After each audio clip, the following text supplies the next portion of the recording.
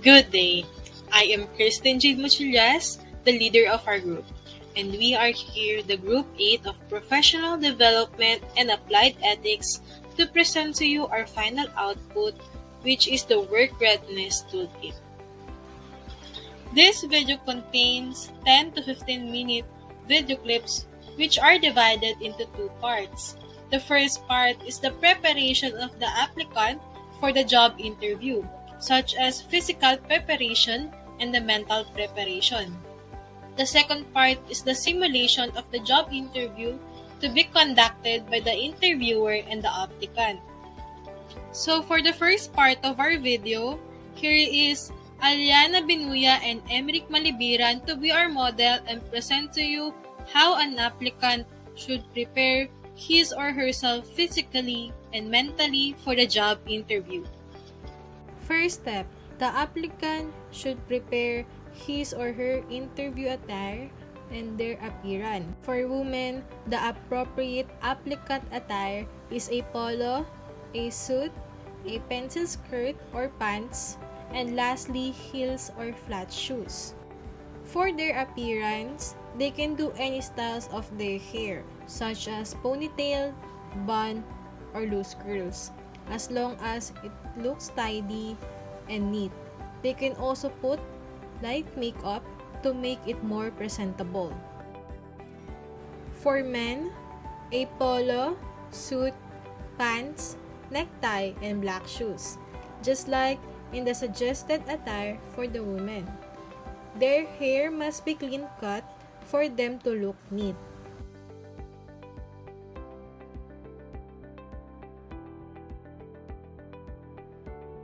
For the next step, the applicant must practice how he or she should greet his or her interviewer. Step number 3. Before the applicant does his or her job interview, they must study the resume and know all about the parts of it. Step number 4. The applicant must research the company and the job position that they will be applying for. Step number 5. The applicant must prepare the papers that they need in order to not have a problem on their interview day. Step number 6. The applicant must prepare his or herself from a possible situation like nervousness, mental block, and etc. that can cause them to have a problem while answering all the questions by the interviewer. And lastly, step number 7.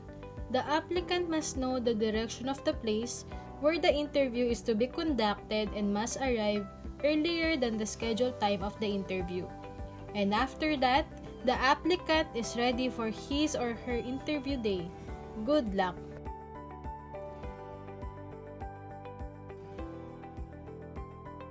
For the next part of this video, we will present the simulation of the mock interview of the job applicant and the interviewer. So here is Chelsea Suarez and Emric Malibiran to show to you this recording interview. Good day, Mr. Malibiran. Good day, ma'am. How are you feeling today? Are you nervous for this interview? No, ma'am. I'm actually good and thankful to be the one of those applicants that will be interviewed for this job. Okay, Mr. Malibiran, seems like you're ready for this. So let's begin. What made you decide to become a server or receptionist?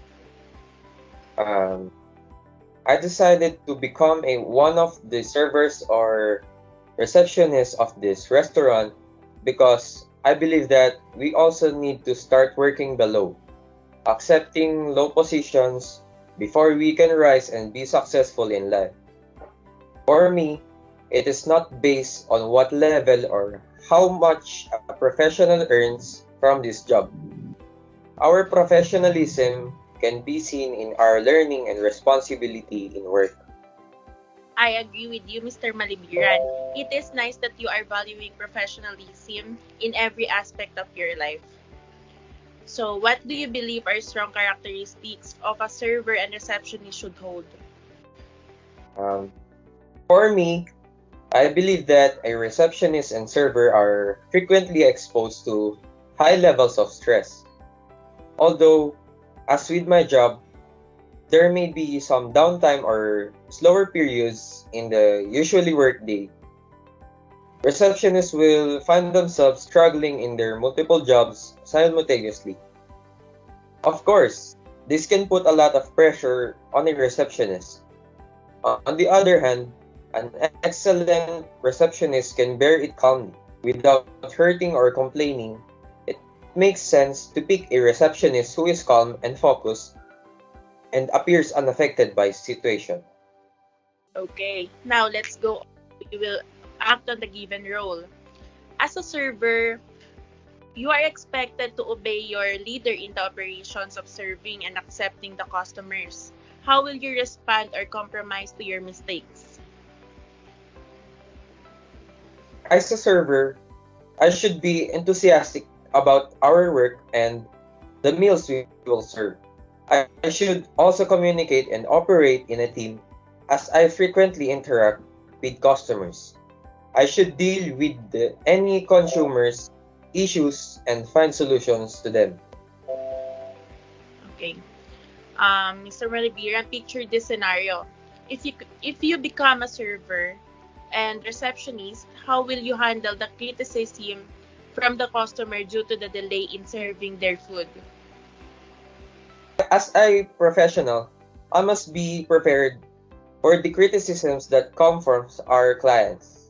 If I were to accept such an event, I would be reluctant to accept it because every complaint shows our rightness or wrong in what we do. Also, it also serves as a guide and help to correct our mistakes and correct them. Okay. That is a good way of showing your professionalism, Mr. Malibiran. Let's move on. Mostly, the head chefs lead the flow inside the kitchen.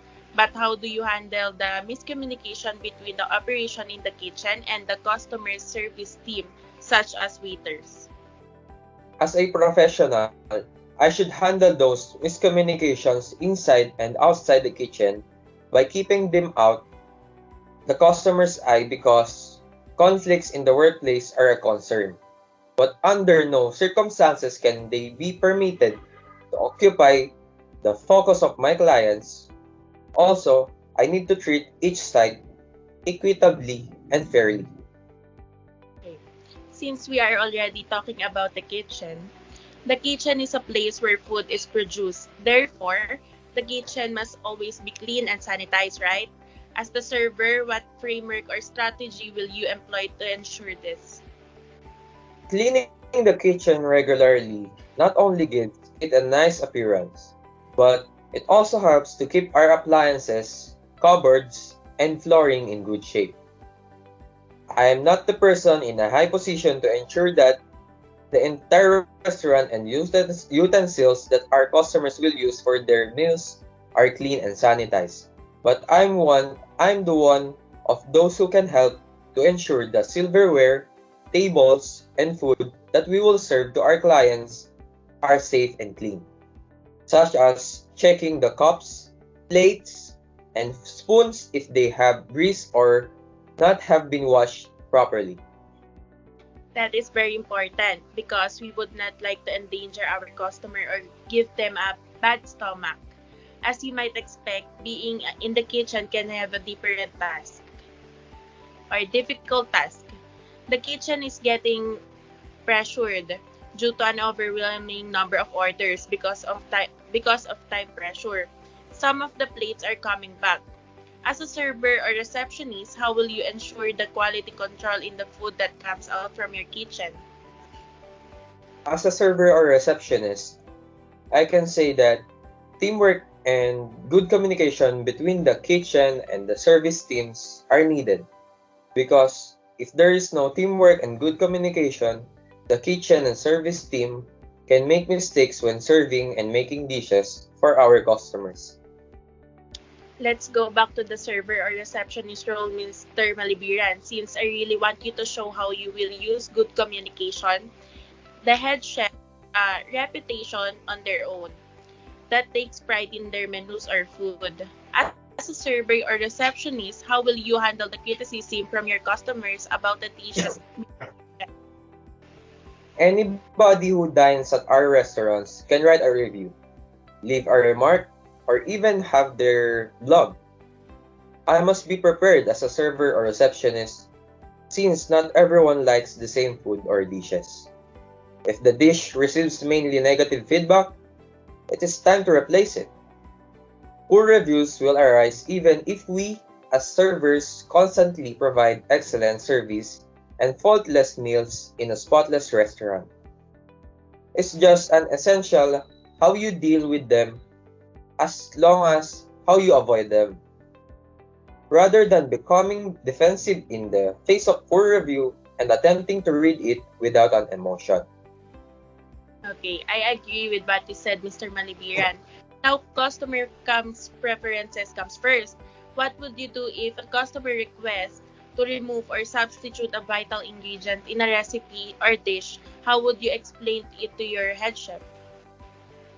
When a customer demands that certain ingredients be removed or replaced as a server, I'll immediately inform our executive chef because the secret to running a successful restaurant is striking a balance between your best cooking skills and also your diners ever changing ones. Now, if you were hired as the server of this company, what do you think are the most critical aspects of this position or role? And why do you think it is essential to properly image the flow of the operation as you provide service to the people? As a applicant, I believe that the essential aspect of this position or role is being a good leader within the kitchen because it is the one of the reasons for everyone to be successful. It is crucial to describe the flow of operations well as I will be the one to provide service to people so that my relationship with my coworkers and with those I serve will be better. Okay, Mr. Malibiran, I think that's all of the questions we have for now. Is there anything you would like to ask about your chosen role? If that's all, please wait for our call for your next interview. If you have any question, feel free to contact me.